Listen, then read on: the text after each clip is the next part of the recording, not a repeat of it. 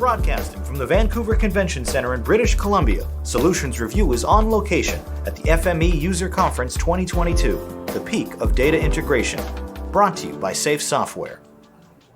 I'm Doug Atkinson, and we are here at the FME User Conference 2022 in Vancouver, British Columbia, and we are joined by a longtime partner of Safe Software, Ulf Månsson, project manager. Yeah, that's right. At SWECO in Sweden. Yeah. Outstanding for you to be here. Yeah. Thanks for coming by. Thank you. It's a pleasure. Well, we've been talking to a lot of partners, and I know you're a longtime partner. Tell us a little bit of the history of how you got involved with FME and Safe Software. Yeah. It's actually started out already in the 90s. I was looking for a tool to make it easier to get data into a platform that was called ArcInfo at that time. And the tools in there was kind of, how can I say, not so good, not that easy to use. So I started looking for it and happened to stumble on something strange called FME. And it really opened up my eyes that there are things to do with integration, to automate things, to make it easier. So that's really how I found it. And this was early on. That was, you start to feel old when you think about it. Yeah, it was in the later half of the 90s. So. It's incredible how long people have been using, and you were actually using. You started as a client. Is that right? Yeah. It was a consulting company, but we needed the tool internally. So then the mindset was that this tool was for us, and it turned out we loved it. So that's also how you kind of transition into a consulting, wanted to help clients with it because you enjoy the product so much on your own. You have the magic. Yeah. The magic dust. Yeah, you're not really a typical sales guy in that position. It's actually you use something that you love. Hey, everyone else should use this. So that's how you get into it. And then you brought it when you went and joined SWECO. You brought FME with you. Yeah. And now it's a major part of the. And it's grown. And I must say, I think one part of it is. Also, I think we spoke of that before. We have a lot of engineers, architects in SWECO, a lot of GIS, CAD, BIM going on. So how big is SWECO? We are I think we are like 18,000, something like that, engineers and architects in Northern Europe. Amazing. So, business is good. Yeah, it's going good. It's a good area to be in. Focus a lot about sustainable engineering. We've been doing that quite a lot of time. Well, and you're presenting a very interesting, case here. Yeah. Around, quite frankly, one of the more important initiatives happening in Europe. Yeah, there is this within the EU. You have the European Green Deal.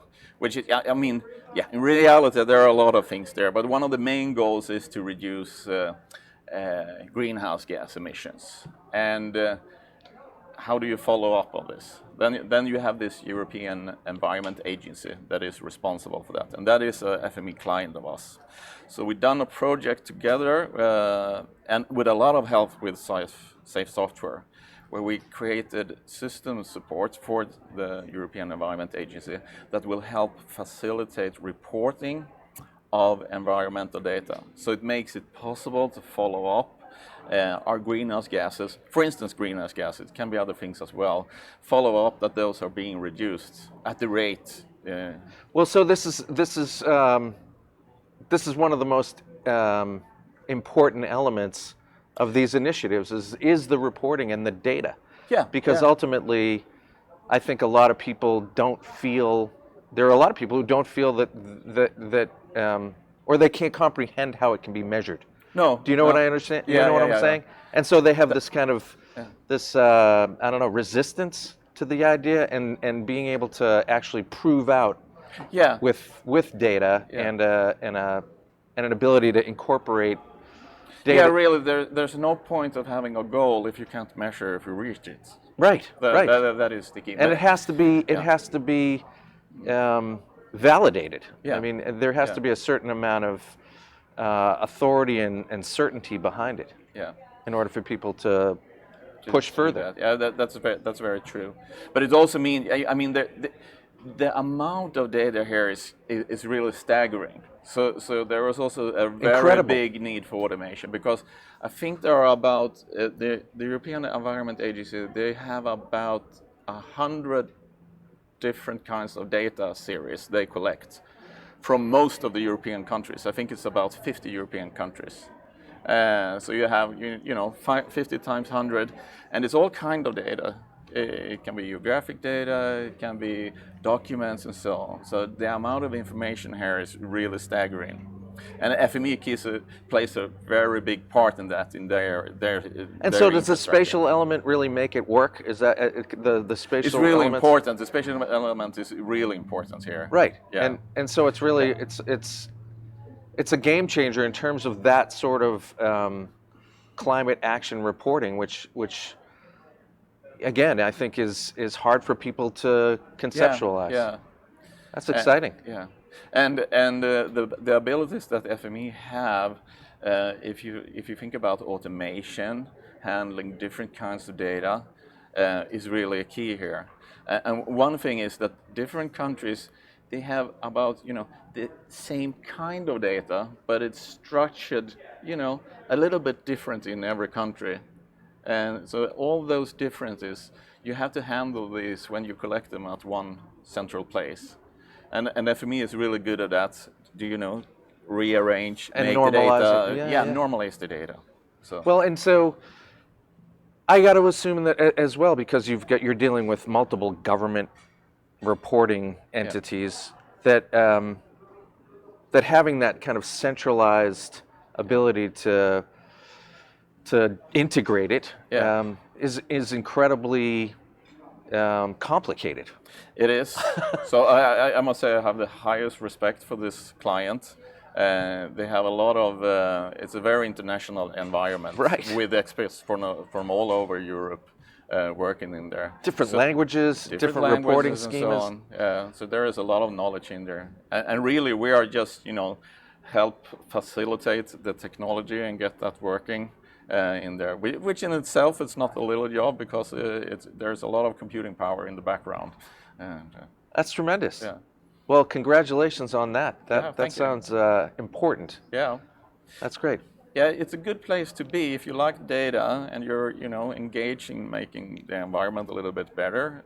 It's a good spot to be in. Well, and again, kind of powering through that resistance of, it can't be measured. Yeah. I think once people can wrap their head around the fact that it can actually be measured, and more to the point, it can be improved. I think people that will be a cultural changer as much as anything. Absolutely. Yeah, that's great. Okay. Well, so you've come all the way from Sweden for this event. I know we were talking earlier. You've come to a lot of these events. Yeah. But what do you get out of it in addition to being able to obviously present a compelling story like that? I think, personally, what I enjoy the most is the environment. It's sort of like jet fuel for innovation. When you get there, you have your own ideas, you hear other ideas, and you discuss both with SAFE and other partners, people visiting and so on. So it often comes out a lot of ideas when when you're heading back home. These things are starting to cooking in the back of your head. So that's my thing. Yeah, no, I think that's what we hear a lot, is that kind of impromptu interaction, being able to see what other people are doing. I think it's actually, in this particular instance, FME is very strong in Europe. For the partner community is incredibly strong in Europe. So I got to believe that's helpful culturally as well, that you're being able to see European implementations. I think there is also, maybe, I don't know if this is a European way of seeing things, but I think that FME has gotten to a position where it's also a tool for innovation. It's easy, if you look at ideas like, ideas can be, represented in systems and data, and innovation is much about combining different ideas. And basically, that's what you can do in FME really quickly. So if you want to try a concept or something like that, you can kind of make a prototype for your innovation in seconds in doing that. So I think that's something that's happened there. So let me ask you this, because we ask almost everybody this, and I'm curious about your opinion. What piece of advice would you offer to someone who they're becoming aware of FME, they think it may work for them, they haven't actually engaged yet? How should they be thinking about preparing for that initial engagement? What should they be thinking about? Is it a set of what their goals will be, where their data might be, what they want to measure? I mean, what would you offer for them to think about? I would try to start to look around a bit in the community for people maybe or organization maybe a bit in the same situation, if you can find that. And I would also, don't be afraid to reach out to the community to get some input where to start. I find it kind of a bit hard to give advice because it's such a broad use of FME now. So at least one advice, you don't really have to create a lot of scripts, coding and stuff like that, because if you start doing that when you experiment with it, you're probably going down the wrong way. I don't know. Is that advice? I think that's good advice. Yeah.